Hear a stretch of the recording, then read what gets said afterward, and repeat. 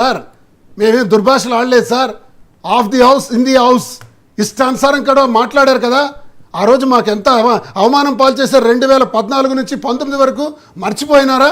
రోజా గారికి శాశ్వతంగా సస్పెండ్ చేశారే, సభకు రానివ్వకుండా చేశారే, మా ఎమ్మెల్యేలను ఎంత అవమానపరిచారు. చరిత్ర మర్చిపోయారా? అసలు ప్రారంభించిందే మీరు. 2014లోనే ఈ దాష్టికాలు ప్రారంభమైనాయి.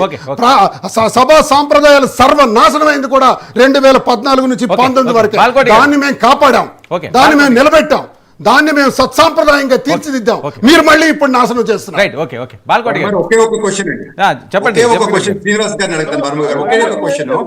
శ్రీనివాస్ గారు, మీరు కౌన్సిల్లో ఉన్నప్పుడు బొత్స సత్యనారాయణ ఆ మూల నుంచి నా మీద చెప్పెత్తింది మీ కళ్ళతో మీరు చూసినారు. దానికి ఏమంటారండి? Botsa Satyanarayana floor of the house చెప్పెత్తినాడు కదా బొత్స సత్యనారాయణ. మీ మంత్రులు మీ వాళ్ళు 4 సార్లు మా మీద సభలో దాడి చేసినారు కదా. దీనికి ఏమంటారండి? మీ కళ్ళ ముందే జరిగిన. మేము ఎప్పుడు మీ మీద దాడి చేయాల, మేము పనిచేసాం.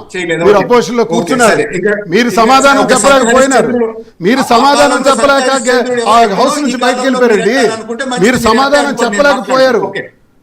బాల్కోటే గారు మీరే చెప్పాలా? సత్య హరిశ్చంద్రుడి తర్వాత ఇప్పుడు ఈ కాలంలో వీళ్ళే సత్య హరిశ్చంద్రురావు ఇన్కార్నేషన్.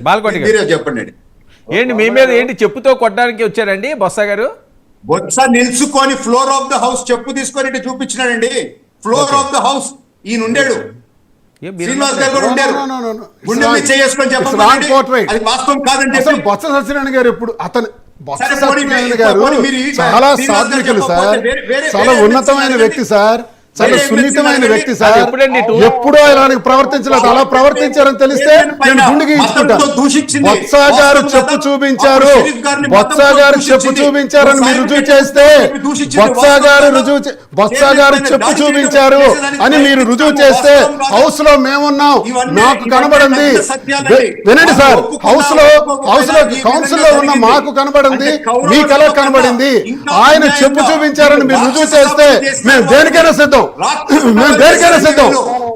సార్ మీరు ఒక మాట అన్నారు, మీరు ఒక మాట అన్నారు, బొత్స గారు చెప్పు చూపించినట్టు మీరు రుజువు చేస్తే నేను గుండు గీంచుకొని పిండి చుక్కలు పెట్టుకొని తిరుగుతా.